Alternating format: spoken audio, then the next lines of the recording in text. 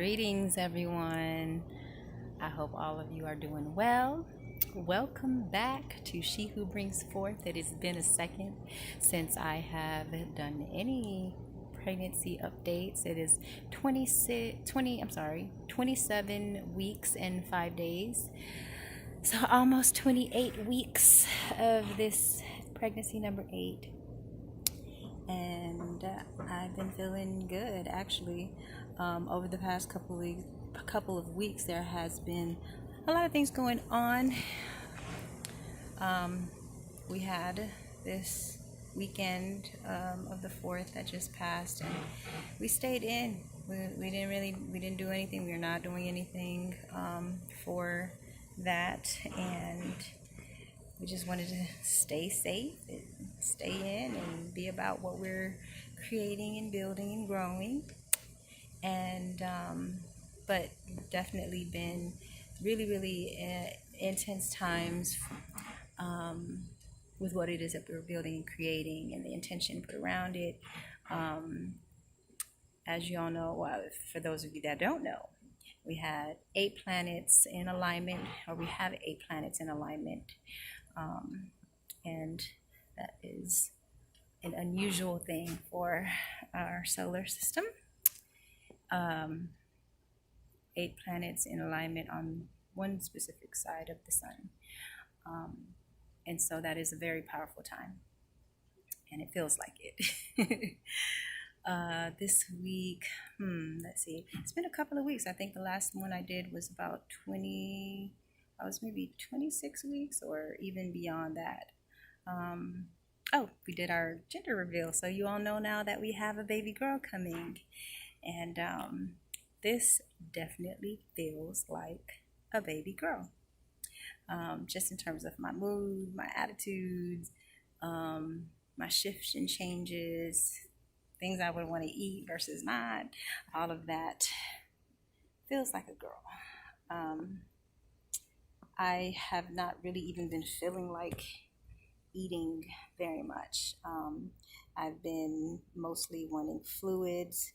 So to get my nutrients, I've been, of course, on my prenatal vitamins, vitamin code, and I've also started, I'm doing my teas, my pregnancy teas. So every day I'm like guzzling down a whole tall jar of it. And then also juice. I've been doing a lot of juices, fresh juices, freshly made celery, apple, carrot, ginger, and beets. So those juices have been keeping me going. And then I also want melon, like watermelon and honeydew melon, and that's been really refreshing. And I've been getting all of my fats. I know I've been getting my nuts and seeds, and not really doing that much grain, but I do eat some beans every now and then. It's not my favorite thing to do, but I know I got to get it in somehow, so I try to go there. I try to get as much as I can in, but honestly, it's just been too heavy for me. Maybe it's just the summertime, and my body is really just wanting very waterous foods. So that's why the juices and the smoothies, that's how I get a lot of my nutrition. Getting my green smoothies in, and avocado coconut pudding that I make. So that's been really good. I've been wanting creamy things and juicy things. So also, oh my gosh, I was able to watch my sister's birthing video, and I was just so amazed. I was just so proud of her, and surprising, like it was so amazing that her birth video on YouTube, which actually it's on her midwife's um, YouTube channel. But it hit 2 million views, and it was amazing. I mean, the way she pushed out my niece is just so amazing. I was a little surprised because I didn't even know that there was a video until just a couple of weeks ago. Okay, so watching it was very, very special for me to witness. This was her fifth baby and her first home birth, unassisted. Just she and her husband, and it was just so beautiful and amazing. And I'm so proud of her. I'm so proud of her. So yes, I've been as I've been wrapping my mind around pushing out this one right here because I do that. I gotta prepare myself mentally for the whole process. I do that with each pregnancy, with each birth is a new experience and a new way of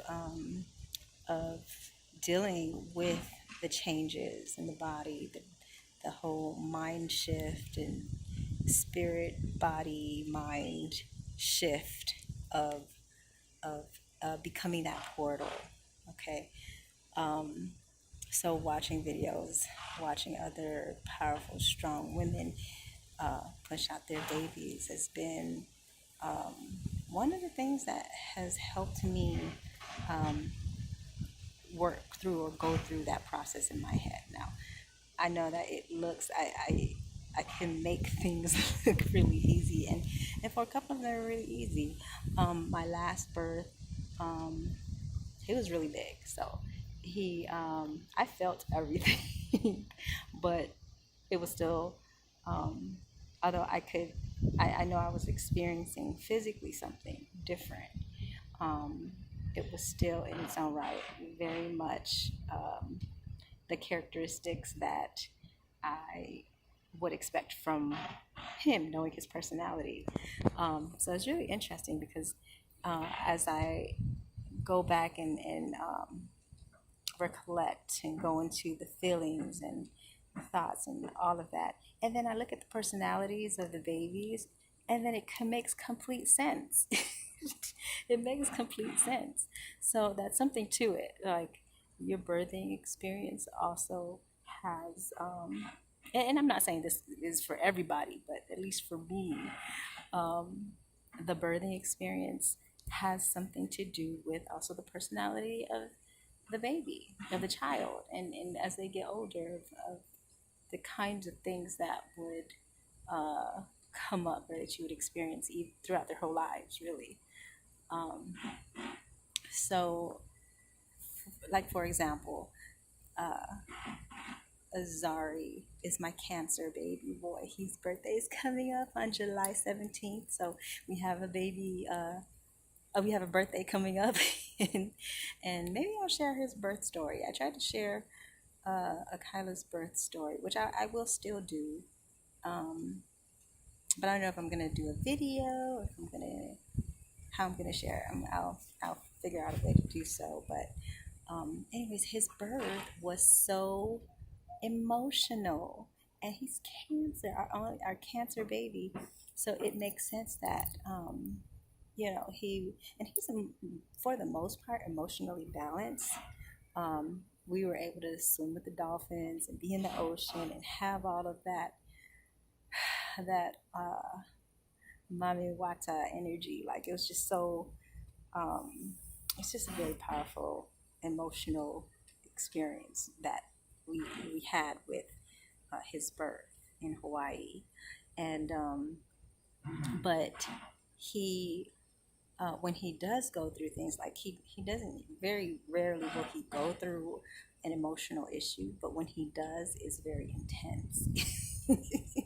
And so that kind of that's very much his characteristic. So um, you can see if you want to go back to my old videos, then you'll see his birth video up there, and you can see what I mean about how emotional it was.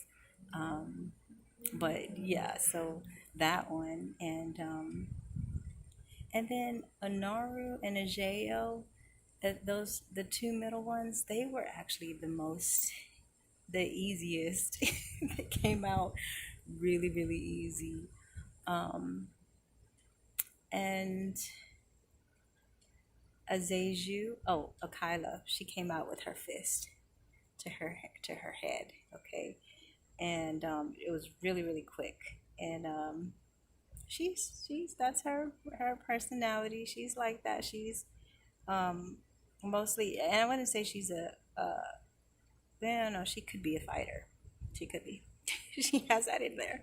Um, but she came out Juneteenth with her fist to her head, and that's very much how she could be. You know, um, very powerful, very much like paving the way. She is manifestation.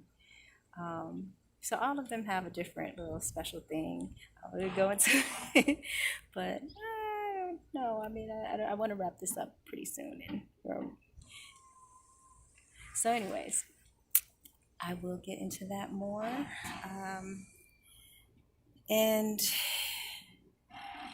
yeah, if there's anything else, I think I was able to do a yoga session, and I do have some photos and video, and maybe I'll put that together and put that up also.